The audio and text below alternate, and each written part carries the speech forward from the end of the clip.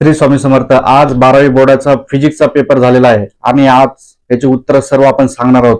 त्याआधी नाना foundation app download केलं नसेल तर फटाफट डाउनलोड करा, कारण त्याच नाना फाउंडेशन ऍप मधले फिजिक्सचे प्रश्न देखील आलेले आहेत. विथ प्रूफ तुम्हाला दाखवणार आहे.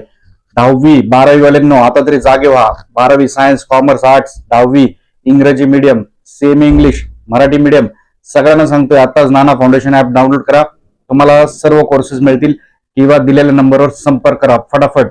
आणि विशेष म्हणजे मुलांचा अभिप्राय बघा इथे, मुलांचे अभिप्राय. आणि आज सकाळी 8 वाजता मी एक प्रश्न पाठवलेला, हाफ वेव्ह आणि फुल वेव्ह रेक्टिफायर, तो फिजिक्स मध्ये आलेला आहे. विथ प्रूफ तुम्हाला इथे दिसत असेल. इथे स्क्रीनशॉट लावतोय. आणि आता किती प्रश्न आले होते हे फटाफट तुम्हाला मी सांगतो.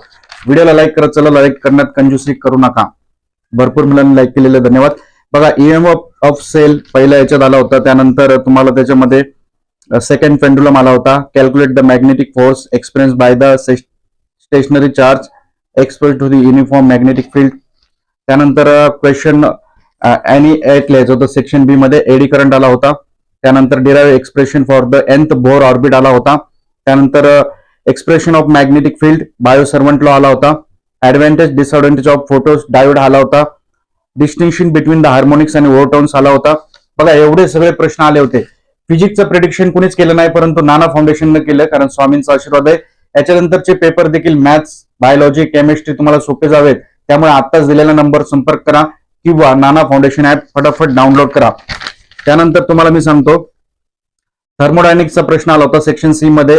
आणि त्यानंतर परफॉर्मिंग अँग्युलर एसएचएम तो पण आला होता. Define the magnetization SI unit dimension त्याचे लिहायचे, तो पण आला होता.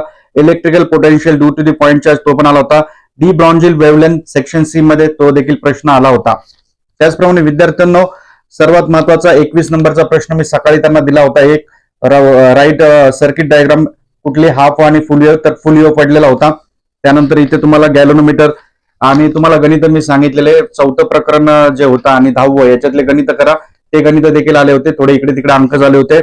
त्यानंतर तुम्हाला सेक्शन डी मध्ये लॅपलेस लॉ आला आणि derive the relation between the coefficient absorption, coefficient of the refraction आणि कोएफिशियंट ऑफ ट्रान्समिशन.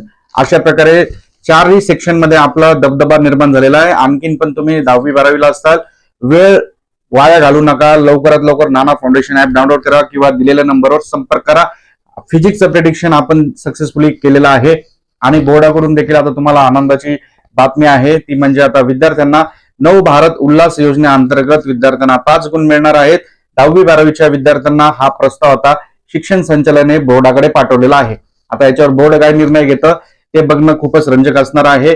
या प्रस्तावामध्ये असं सांगितलेलं आहे की आतापर्यंत आपल्याला जसं एनसीसी असेल, स्काउट असेल आणि स्पोर्ट्स कोट्यातून जसे सवलतीचे गुण मिळतात, त्याचप्रमाणे आता जर तुम्ही निरक्षर लोकांना साक्षर केले तर तुम्हाला 5 गुण हे मिळतील.